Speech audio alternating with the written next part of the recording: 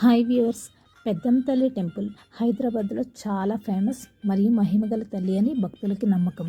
ఈరోజు ఆ తల్లిని దర్శించుకోవడానికి వెళ్దాం. ఈ టెంపుల్కి వెళ్ళడానికి మనకి మెట్రో ఫెసిలిటీ ఉంది. పెద్దమ్మ తల్లి మెట్రో స్టాప్ దగ్గర దిగిన తర్వాత అక్కడే ఒక ఆర్చ్ కనపడుతుంది.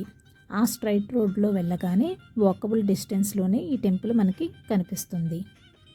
2 వీలర్స్, కార్స్ పార్క్ చేయడానికి పార్కింగ్ ఫెసిలిటీ కూడా సైడ్న ఉంది.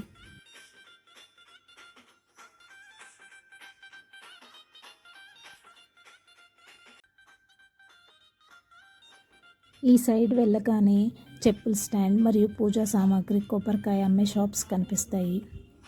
నేను ఈవినింగ్ టైంలో వెళ్ళాను కాబట్టి ఎండ చాలా ఎక్కువగా ఉంది. ఈ వాటర్ ట్యాప్స్ దగ్గర కాళ్ళు కడుక్కొని టెంపుల్ లోపలికి వెళ్దాం.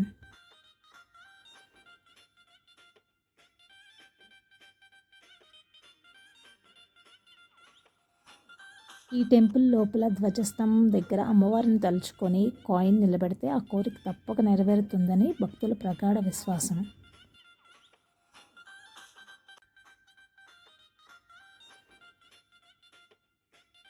ఇప్పుడు నేను చూపిస్తున్న చోటే గర్భాలయం. అమ్మవారు అక్కడే కనిపిస్తారు మనకి.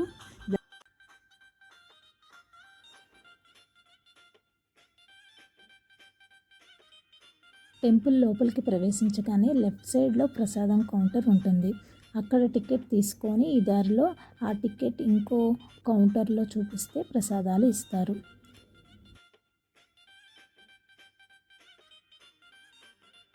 ప్రదక్షిణ చేసిన తర్వాత ఈ ఫ్రీ దర్శనంలోకి వెళ్ళి పెద్దమ్మ తల్లిని దర్శించుకుందాం. ఆలయంలో మేము వచ్చినప్పుడు క్రౌడ్ లేదు.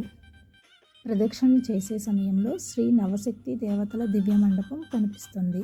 ఇక్కడ చాలామంది భక్తులు వాళ్ళ కోరికను కోరుకొని ముడుపులు కడుతున్నారు.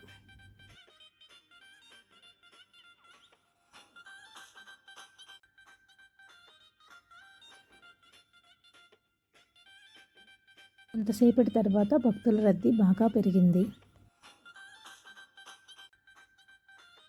ఇక్కడే అమ్మవారికి బోనాలు సమర్పించేది.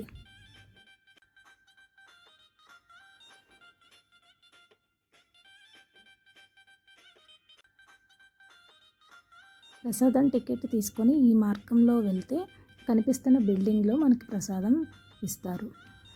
ప్రసాదాల కాస్ట్ వివరాలు నేను ఇక్కడ చూపిస్తున్నాను.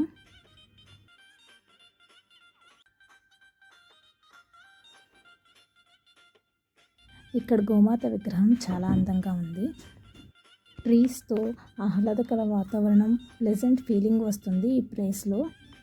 కొంచెం ముందుకు వెళ్ళగానే లక్ష్మీ గణపతి ఆలయం ఇలా పైన ఉంటుంది.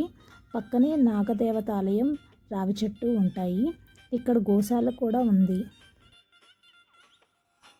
పార్కింగ్ ఫీజు చెల్లించి ఇలా ఈ ఈవినింగ్ అమ్మ దర్శనం ముగించుకొని ఇంటికి వెళ్ళిపోయాం. Thank you for watching.